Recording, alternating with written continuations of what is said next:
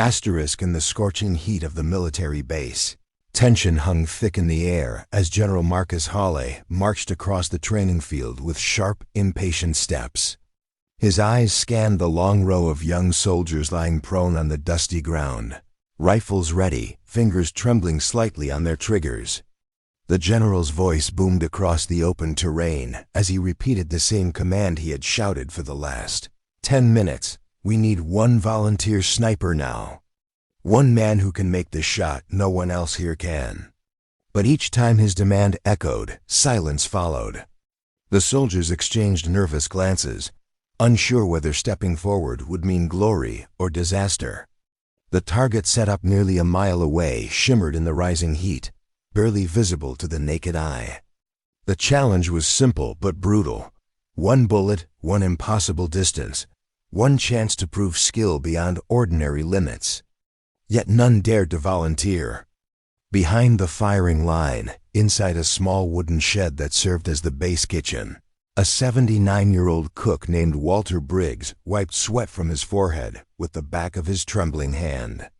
His apron was stained with years of cooking, and his hair, what was left of it, was silver and thin. Walter had been in the camp longer than most of the soldiers had been alive. He cooked their meals, cleaned their mess, and listened quietly to their stories. Most saw him as just the old cook with shaky hands, a man far removed from combat or battlefield glory. But today, the general's desperate call for a sniper reached his ears, and something inside him stirred something old, buried, and powerful. Outside, General Hawley clenched his fists. "No one?" he barked. "No one among you can hit a target at that distance?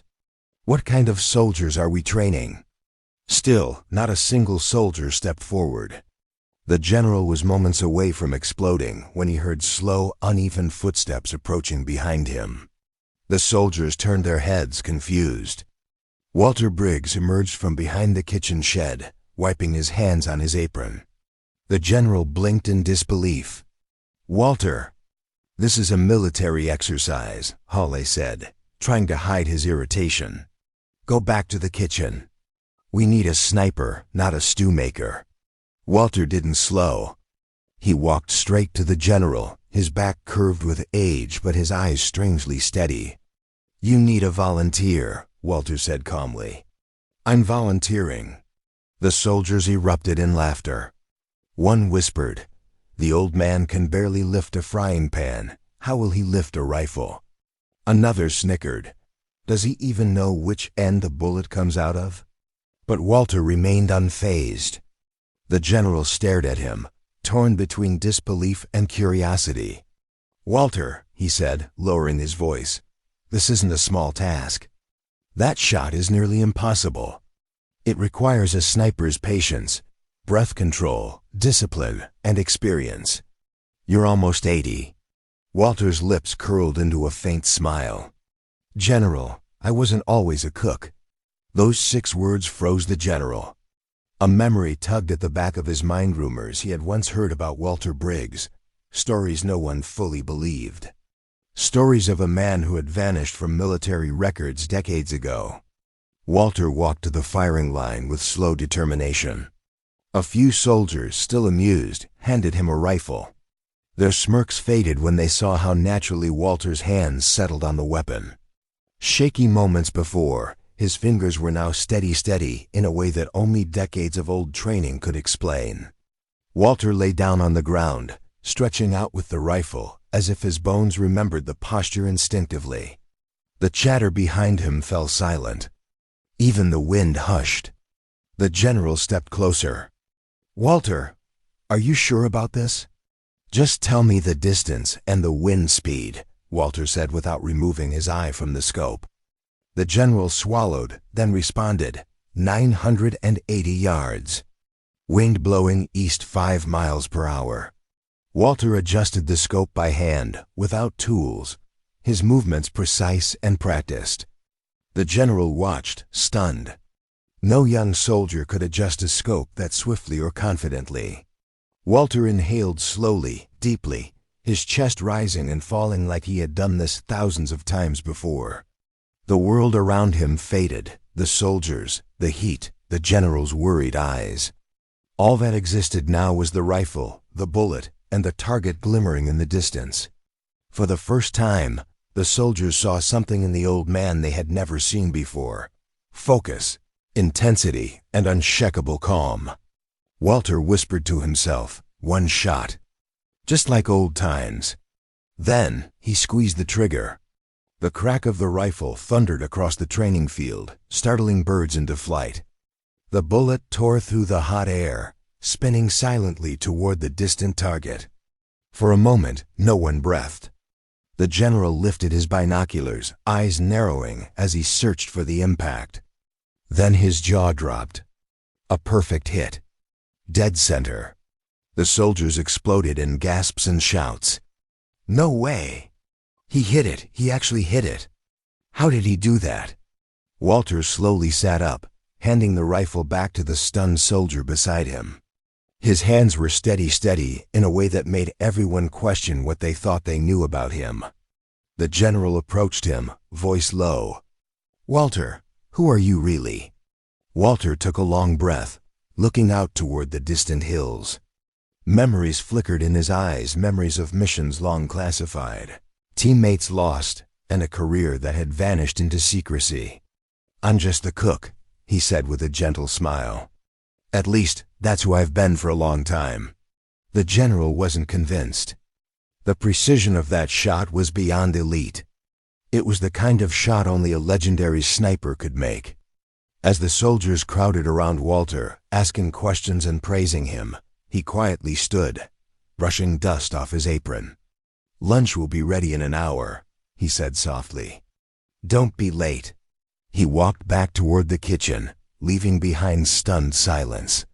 But inside General Hall, a storm had begun. He watched Walter disappear through the kitchen door, mind racing.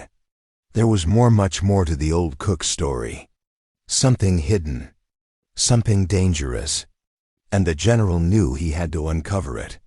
Because no ordinary man, especially not a 79-year-old cook, could fire a perfect shot like that.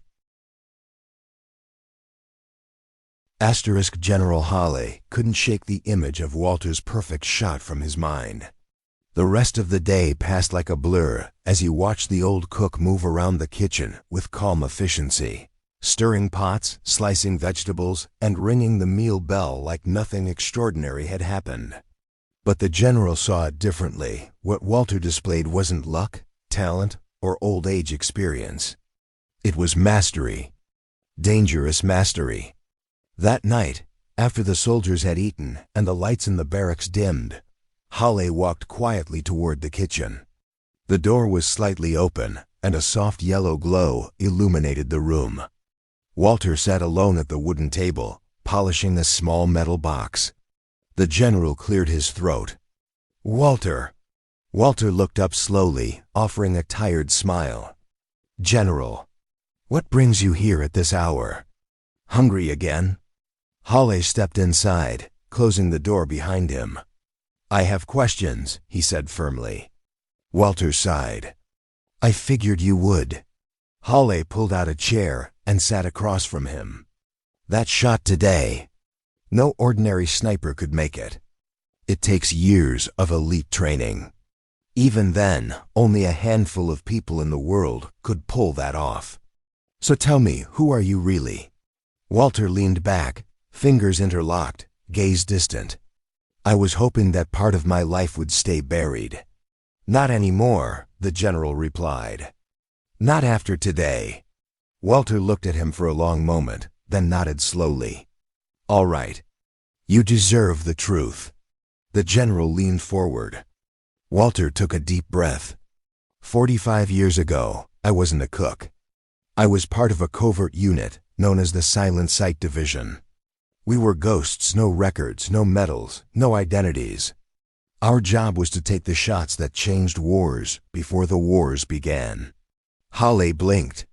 The name rang faintly in his memory, whispered among old classified briefings. "I thought that division was a myth," he murmured. "It was meant to be," Walter said. "We were trained to be invisible, and when we were done, we disappeared. "So why are you here?" Halle asked. "Working in a kitchen?" Walter smiled sadly. "Because after one mission, I walked away. I promised myself I'd never fire another bullet." Halle frowned. "What happened?" Walter's eyes dimmed, reflecting years of pain. "We were sent to neutralize a man who threatened to start a global conflict. But the information was wrong. The man wasn't a threat, he was an informant, innocent. When I pulled the trigger, I realized too late. The mistake shattered me. I couldn't hold a rifle again. So I disappeared into civilian life. Changed my name. Eventually, the army took me as a cook, not knowing who I really was. I preferred it that way. Cooking was simple, honest, a way to balance the weight of what I'd done." Halle sat silently, absorbing every word. This wasn't just a sniper. This was a living ghost of military history. "Then why volunteer today?" Halle asked quietly. "After all these years?" Walter rubbed his tired eyes. "Because I saw the fear in the youngsters' faces. None of them believed they could do it.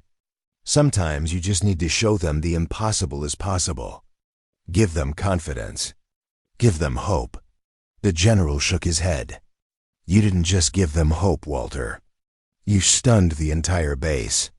They're calling you a legend." Walter chuckled weakly. "Legends belong in stories, General. I belong in the kitchen." Halle wasn't convinced. "Walter, men like you are rare. The army could use your expertise. You could train snipers." Walter's expression hardened. "No, I'm done with guns." The general opened his mouth to argue, but Walter raised a trembling hand. "Please, let me live out my days in peace. I'm an old man now." Holland nodded reluctantly. "Fine, but if there's ever a day when we truly need you." Walter gave a tired smile. "Let's hope that day never comes." But that day came sooner than they expected. 2 weeks later, chaos erupted. The base alarm blared at dawn, sending soldiers scrambling out of their bunks. Halle sprinted to the command center. "Report!" he barked. A young officer saluted. "General, an enemy reconnaissance unit breached our perimeter and took control of the communications tower. They're heavily armed and positioned at high elevation. Our men can't get close. They're demanding sensitive intel, or they'll broadcast our security frequencies publicly." Hale's stomach tightened. If those frequencies leaked, the entire region would be exposed. "Where are they positioned?" "Half a mile north, sir. Sniper elevation. They've created a kill zone." Hale's mind raced. "We need a counter sniper." "Sir," the officer whispered nervously, "none of our snipers can get a clear angle. The tower structure blocks line of sight from every safe position." Hale's heartbeat quickened. One man could make the shot. One man who didn't want to hold a rifle again. "Where's Walter Briggs?" Halle asked. The officer blinked. "The cook, sir?" "Find him, now." Minutes later, Walter stood in the command tent, apron still tied around his waist. "General, what's going on?" "I was preparing breakfast." Halle pointed to the map. "Enemy unit. Strategic height. Only one shot can stop them from transmitting our security codes." Walter's face paled. "General, don't ask me." "Walter, if they broadcast our frequencies, thousands of lives could be at risk." Walter's hands trembled. The ghosts of his past crowded his mind. The informant he killed. The life he ran from. The promise he swore. "I can't," he whispered. "I'm not that man anymore." Halle stepped forward, placing a firm hand on Walter's shoulder. "Maybe not. But today, we need him." Walter stared at the map, the location, the angles, the distances. His breathing slowed as calculation replaced fear. After a long, agonizing pause, he nodded. "One shot," he murmured. "Just one." Minutes later, Walter stood on a cliff overlooking the communications tower. The wind howled. The distance was brutal. The angle impossible. But Walter's eyes were calmer than they'd been in years. He lay on the ground, rifle positioned, cheek pressed to the scope. "Wind east," he muttered. 3 miles per hour. Distance 760 yards. Slight elevation. He exhaled slowly. Everything fell silent. He fired. The bullet sliced through the air, curving with the wind, finding its path like destiny. Through the scope, Walter watched it land. A perfect hit. The enemy sniper dropped instantly. The others panicked and were quickly subdued by approaching soldiers. The base was safe. Walter lowered the rifle, breath shaky, emotions heavy. Holly rushed to his side. "Walter, you saved us." Walter shook his head softly. "I did what needed to be done. Nothing more." "You're a hero," Holly said. Walter looked at the rising sun. "Heroes don't carry ghosts like I do." The general placed a comforting hand on his shoulder. "Then let this be the shot that brings you peace." Walter closed his eyes. For the first time in decades, the weight on his heart felt lighter. "Maybe," he whispered, "it will." And with the dawn warming his face, the 79-year-old Cook former ghost sniper walked back toward the base, apron fluttering in the morning breeze, ready to finish making breakfast.